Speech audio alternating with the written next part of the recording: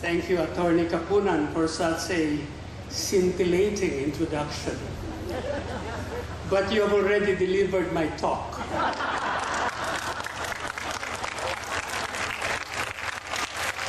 I wonder why you have called me here at all.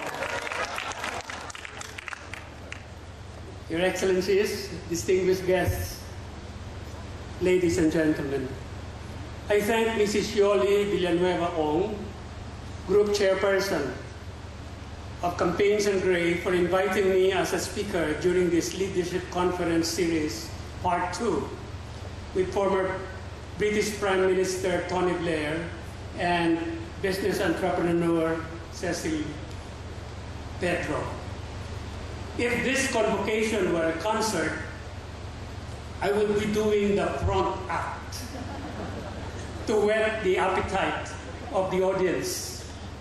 But whether I'm in front, in the middle, or in the end, I could not have resisted Yoli Ong's invitation. Why? Let me explain with a favorite Rotary joke about the word fame. Fame, according to one Rotarian, is being invited to 10 Downing Street to visit Prime Minister Tony Blair. A second Rotarian corrected him and said, fame is meeting Tony Blair at 10 Downing Street, and when the phone rings, he ignores it and continues conversing with you. A third Rotarian was wittier with this puncher. Fame is visiting Tony Blair at 11 Downing Street, and when the phone rings, he answers it, listens a minute, hands it to you and says, it's for you. You can clap your hands. Don't be shy.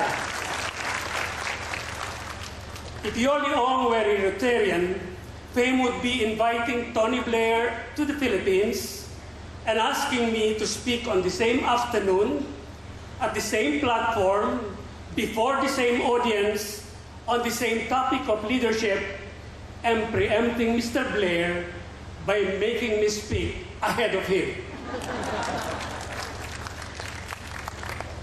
But Yoli didn't really need Fame or Tony Blair for me to obey her command.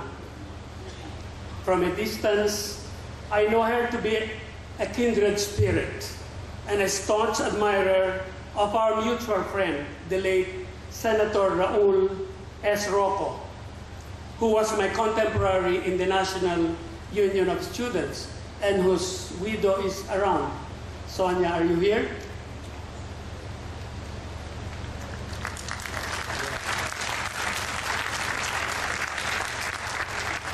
In fact, to begin my address this afternoon, I will borrow Yoli's spiel to explain Senator Rocco's theory of balance. It goes this way. Saudi Arabia is practically all desert, so God put the richest oil fields beneath its sands.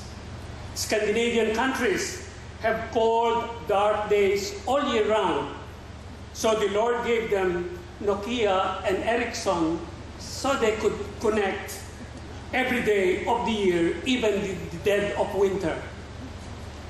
Then Saint Michael, the archangel, pointed to the Philippines and told the Lord, the Philippines has it all.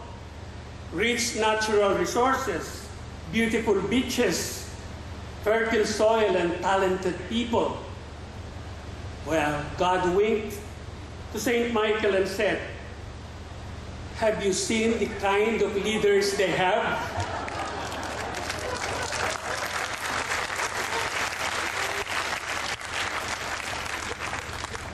What are our kinds of leaders?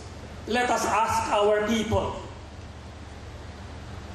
Let us consult the surveys to the question, in your opinion, under which administration has there been the most intense allegations of corruptions?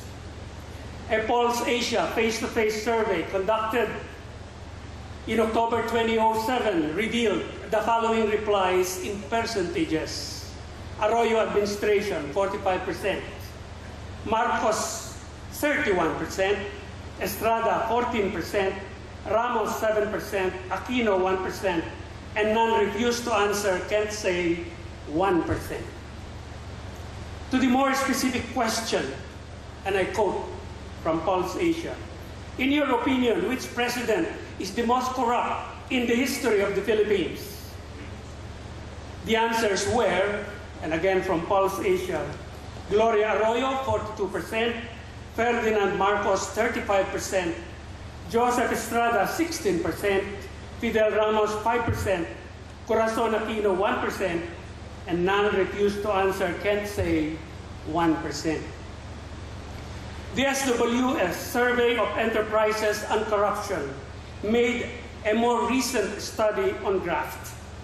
On September 1 to October 10, 2008, SWS interviewed managers from 402 different companies in Metro Manila, Cebu City, and Davao City. A staggering 71% said they had been blatantly asked for bribes in connection with their dealings with government. Small wonder then that the latest SWS survey on the president's performance show a, quote, bad net rating, unquote, of minus 32% in the February 20 to 2009 poll, compared with 24% in December 2008, minus 27% in September 2008, and minus 50% in July 2008, all in the negative. This appalling perception of our people is reflected worldwide. A 2008 World Bank study shows that our country's effort to control corruption worsened from 45% in 1996 during the term of President Ramos to only 22% in 2007 during the incumbency of President Arroyo. The World Bank study shows that the Philippines edged out Indonesia for the dubious title of being the most corrupt nation in East Asia, with Singapore as the least corrupt, followed by Hong Kong, Taiwan, South Korea, Malaysia, Thailand, China, Vietnam, Indonesia, and the Philippines as the cellar dweller. That World Bank report validated earlier studies that corruption in our country has worsened.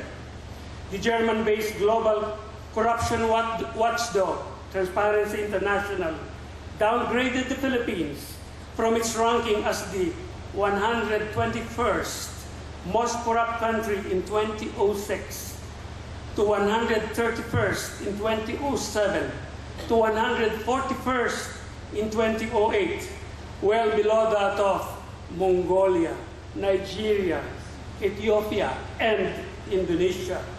Somalia, the notorious home of pirates in Africa, was rated the most corrupt at 180th place. On the other hand, the Washington, D.C.-based Global Integrity Index gave the Philippines a, quote, moderate, unquote, rating of 71 out of 100% because of many, quote, world-class, unquote, constitutional and legal anti-corruption safeguards in our country.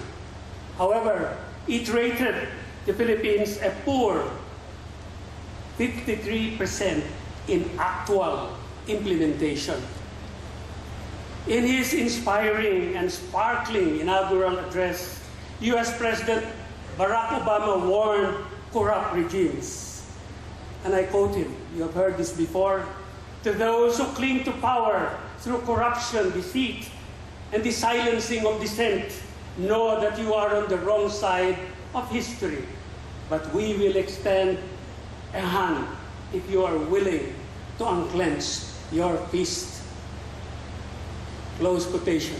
Ladies and gentlemen, will our leaders unclench their fists?